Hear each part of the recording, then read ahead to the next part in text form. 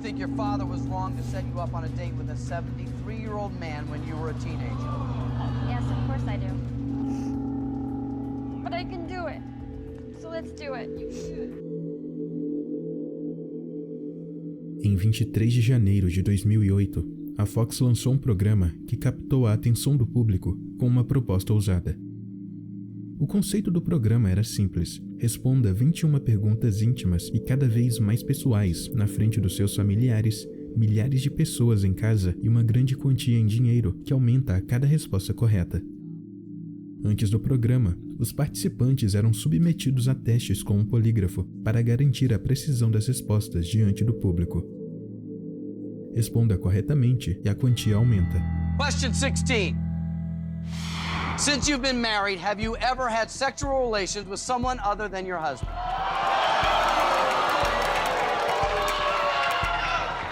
I'm gonna have to say yes. Minta, e seus segredos ainda serão expostos, e você volta de mãos vazias. Question 17. Do you think you're a good person?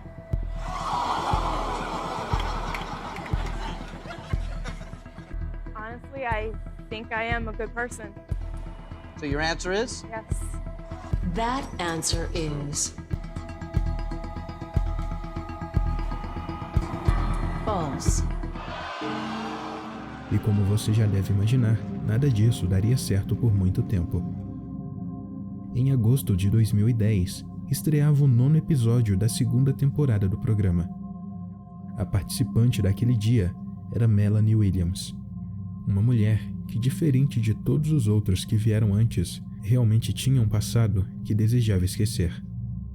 While living in a polygamous community, did you know of any underage girls who were married to adult men? Yeah. That answer is true. Evil powers gain control over us when we are having fun, when we relax our prayers. Melanie cresceu na Igreja Fundamentalista dos Santos dos Últimos Dias, uma seita fundada no início do século XX por um grupo dissidente de Mormons, liderada por pessoas que usavam a máscara de serem guiadas por Deus para manipular e controlar pessoas ao longo de décadas. Um dos vários líderes desse culto era o Warren Jeff, um homem que se denominava o único profeta capaz de ouvir a voz de Deus, dando ordens como se viessem do próprio. Any feelings against your priesthood head is death to you. This is the law of God through the prophet to this people now. Sob o seu comando, a seita adotou a doutrina de casamentos poligâmicos. Segundo ele, isso não era uma escolha ou desejo, mas sim o único caminho para o céu. You ladies belong to the prophet, as far as the Lord placing you where you belong. Quando essas palavras vêm de um homem que você considera ser uma divindade, é difícil questionar. Esposa após esposa, ele teceu uma rede de casamentos forçados, não só para os seus seguidores, mas também para si mesmo. Dezenas, centenas de mulheres eram usadas como peões, e como já era de se imaginar, suas idades nunca eram consideradas. Nessa seita, meninas se tornavam esposas, crianças davam à luz a crianças, e garotas eram entregues a velhos com mais de 85 anos como presente. Foi nesse ambiente sufocante e sombrio que Melanie cresceu, algo que ela com certeza gostaria de esquecer. Ela viu e viveu coisas que, quando reveladas na TV, fizeram o episódio 9 da 2ª temporada ser apagado da história.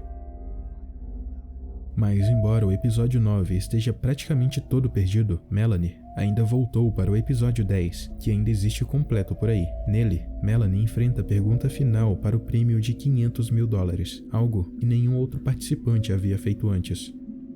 Antes de continuar, o apresentador dá um alerta sobre a natureza das perguntas que ela enfrentaria e disse que ela estaria livre para desistir se quisesse. Melanie, you need to do what you need to do. Okay? If you'd like to continue, you can. Answer truthfully, $500,000. If you continue and answer incorrectly, your $350,000 drops to $25,000. Melanie, this is your moment of truth. What would you like to do?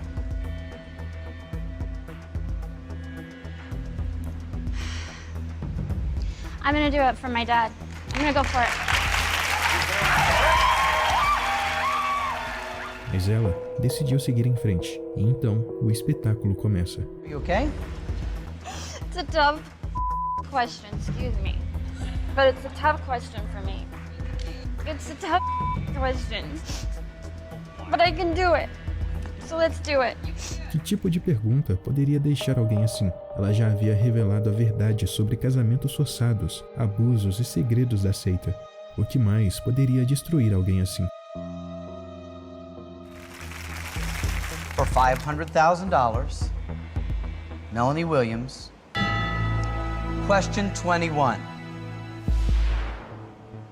Do you believe your father, as an adult, has ever had sexual relations with a minor?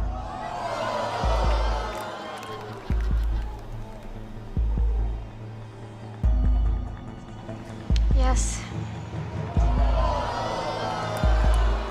That answer is true. A plateia explode, enquanto Melanie mal consegue acreditar no que acabou de revelar ao mundo. E seu próprio pai, aquele que deveria protegê-la, agora tenta justificar o injustificável. Are you saying that one of his 4 wives in the polygamous lifestyle was not 18 when he married her? Yes. Okay. Let's hear what John Yeah. feels of that. Gosh, I'm not sure when I did this I knew what a minor was. That was a long time ago. Okay. Wife number 2 was 17. She had just gotten out of high school. She was her senior year. She was 17, and her father, asked me to marry her and had the thing all set up, and that was the religion I believed in. So I did. I married her. I think it's important that I let you guys say what the facts were and how this happened. Yeah. And I thank you for that.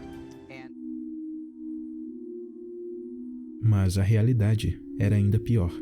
Poucos meses depois de participar do programa, Melanie criou um blog, e em uma das suas várias postagens, ela revelou que o seu pai havia mentido no programa. A menina não tinha 17 anos, mas sim 14, e o seu nome era Joy. Depois de um tempo, ela parou de atualizar as postagens, então não sabemos o que aconteceu com ela ou sua família depois disso. You might not be around to see the outcome of this disaster. Em uma pequena cidade no interior da Inglaterra, Albert Dryden, um senhor idoso e ex-operário aposentado, começou a construir 2 projetos em um terreno que possuía na região. O primeiro era uma casa para sua mãe já idosa, o segundo era um bunker nuclear. No entanto, logo após iniciar as obras, Albert enfrentou alguns problemas. No passado, ele já havia tentado várias vezes obter a licença para a construção da casa e do bunker, mas o seu pedido havia sido negado em todas as ocasiões. Então, Albert foi forçado a abandonar a ideia de construir uma casa convencional, mas encontrou uma forma de continuar com o projeto. Convencido de que havia encontrado uma brecha na lei que o permitia continuar com a construção, ele cavou um buraco de aproximadamente 3 metros de profundidade no terreno e começou a construir o que ele chamou de casa no buraco. Segundo ele, a lei permitia esse tipo de construção, já que a parte da estrutura da casa que ficava visível não ultrapassava 2,5 metros, o limite permitido para a construção naquele terreno. Are you prepared to knock it down? No. I might blow it down, dynamite it, I'll blow it up. or blow it up. I'll do it myself. Will that be a sad day for you? Well, be a sad day, but I've other things in mind. Contudo, Albert estava errado. Ele não tinha permissão para realizar aquela obra. Foi então que começou uma briga séria entre ele e as autoridades, um conflito que foi se intensificando com o tempo. I hope they haven't got the bloody stupidity to go in there. They say they're going to ask you if they can demolish your bungalow. Well, the answer will be no. Listen. Naquela época, Harry Collins havia acabado de ser nomeado o chefe do conselho local e recebeu como primeira tarefa resolver o caso de Albert. No início, ele tentou lidar com a situação de forma pacífica. Ele enviou algumas cartas a Albert, ordenando que ele interrompesse imediatamente a construção. Caso contrário, o conselho seria obrigado a demolir tudo. Ao perceber que Albert não recuaria, Harry Collins não viu outra alternativa. Na manhã de 20 de julho de 1991, ele chegou à propriedade de Albert, acompanhado por uma escavadeira, uma equipe de demolição e alguns policiais. Apesar de contar com o apoio policial, Collins não pretendia forçar nada naquele dia. Se Albert resistisse, eles simplesmente iriam embora e voltariam no outro dia com uma nova abordagem. Mas Albert também estava preparado. Ao ver os homens se aproximando, ele não cedeu. Ele havia trancado o portão com correntes e atrás delas apareceu segurando 2 cartas que, segundo ele, garantiam o seu direito de manter as construções. Albert estava visivelmente alterado com toda a situação. Aquilo já não era apenas sobre uma casa, era sobre um homem que se recusava a recuar. E ao perceber que estavam ignorando o seu pedido por mais tempo, Albert perdeu a calma. Seu tom antes contido rapidamente se transformou em algo muito mais agressivo. I'm asking you one more time to let this appeal go through, and I'm asking you to wait 5 weeks. If you don't, the consequences, you'll have to sacrifice what set time. If you obstruct us in trying to do this, you appreciate that any damage that's subsequently caused as a result of you preventing us doing that will be your liability. Well, you might not be around to see the outcome of this disaster. Now, you've been warned. Era nesse exato momento que a equipe deveria ter seguido o plano original, recuar e retornar em um outro dia com uma nova abordagem. Mas Harry ignorou a tensão crescente e decidiu continuar enfrentando Albert, sem perceber o perigo real em que estava se colocando. Albert, visivelmente alterado, se mostrava cada vez mais agressivo. Ele começou a fazer ameaças diretas. Se alguém ousasse entrar em seu território, algo terrível aconteceria. Suas palavras não deixaram espaço para dúvidas. Ele estava disposto a tudo para proteger o que ele considerava seu por direito. Collins chegou a dar um passo para trás, mas rapidamente retomou a postura firme e permaneceu parado, bem na beira da propriedade de Albert. Foi então que o pior aconteceu. Os dois estavam frente a frente e a tensão entre eles era cada vez maior. Foi então que, em um acesso de raiva, Albert sacou uma das suas armas e apontou diretamente para Collins. Mesmo diante da ameaça clara, Collins tentou manter a calma. Ele sabia que precisava documentar tudo, talvez para se proteger mais tarde, ou até para provar que havia seguido os protocolos até o fim. Can you get a shot of this gun?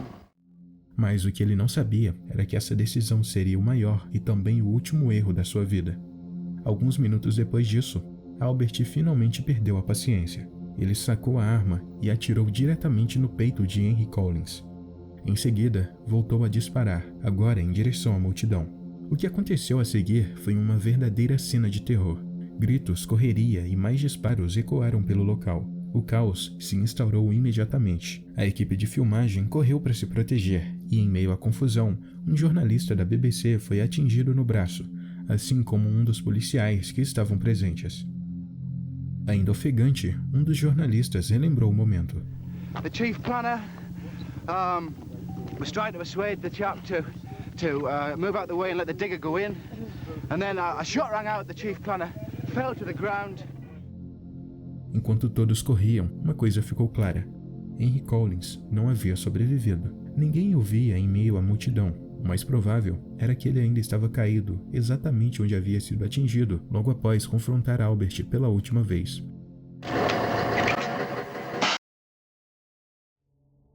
Após o tiroteio, a polícia cercou o terreno de Albert, mas surgiu um obstáculo. Ninguém sabia se era seguro se aproximar. Albert dizia ter espalhado minas e armadilhas explosivas pela propriedade. Por um tempo, o medo de novas tragédias paralisou tudo, mas logo perceberam que era só uma ameaça. Nenhuma armadilha foi encontrada e Albert foi preso sem resistência. Na casa dele, encontraram mais 33 armas, incluindo morteiros caseiros e uma metralhadora 20mm adaptada para ser usada em um veículo. Albert foi julgado e condenado no dia 1º de abril de 1992. Ele foi sentenciado à prisão perpétua. Albert ficou preso por vários anos, até ser libertado em 2017 por razões médicas. Ele acabou morrendo no ano seguinte. Apesar do crime brutal, o caso ainda divide opiniões. Para algumas pessoas, Albert era apenas um criminoso. Para outros, um homem que desafiou o sistema. O apoio de algumas pessoas era tanto que cerca de 3.000 pessoas assinaram uma petição pedindo a sua liberdade, algo que nunca aconteceu.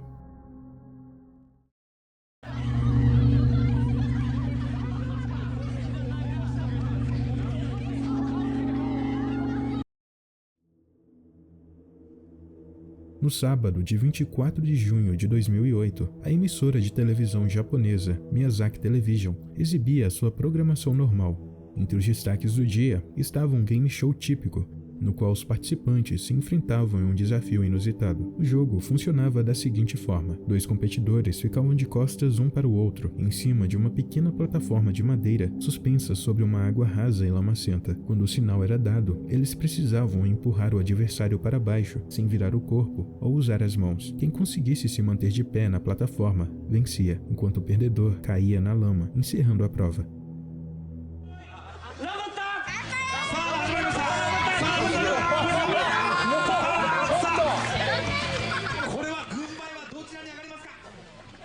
A primeira rodada aconteceu como planejado.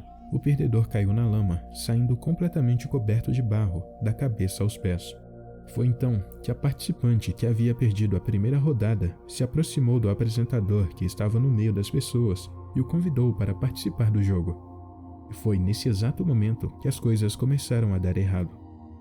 O apresentador aceitou sem pensar 2 vezes, mas o que ninguém imaginava era a tragédia que se desenrolaria minutos depois disso.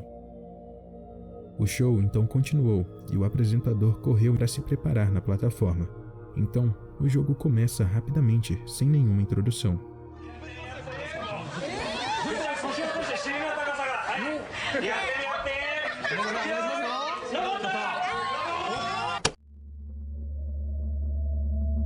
Foi nesse momento que o desastre aconteceu. Assim que a disputa começou, ficou claro que o apresentador não tinha o equilíbrio para o jogo. Quase que imediatamente ele perdeu o controle e, em um reflexo desesperado, ele se lançou de cabeça na água lamacenta.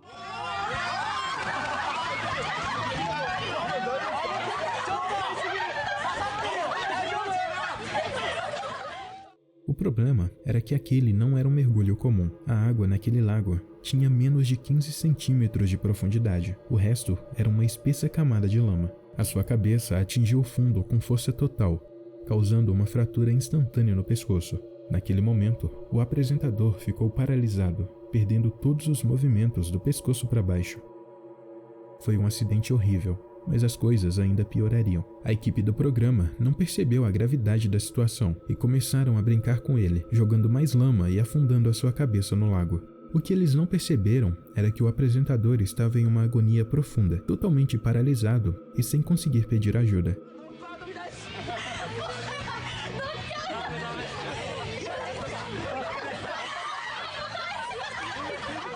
Preso, ele não conseguia levantar a cabeça para respirar. Foram cerca de 15 segundos agonizantes, então eles o tiraram da lama. Mas o alívio durou poucos segundos, pois o jogaram de volta na água com o rosto para baixo. O contraste entre o apresentador lutando com suas últimas forças para sobreviver e as risadas das pessoas ao redor que não perceberam a situação criaram um dos momentos mais bizarros já transmitidos na TV. Alguns segundos depois, eles finalmente perceberam o que estava acontecendo e o resgataram. A câmera então cortou para a programação normal, encerrando assim um dos momentos mais bizarros que eu tive o desprazer de ver. E o mais bizarro é pensar que tudo isso foi transmitido para milhares de pessoas em casa.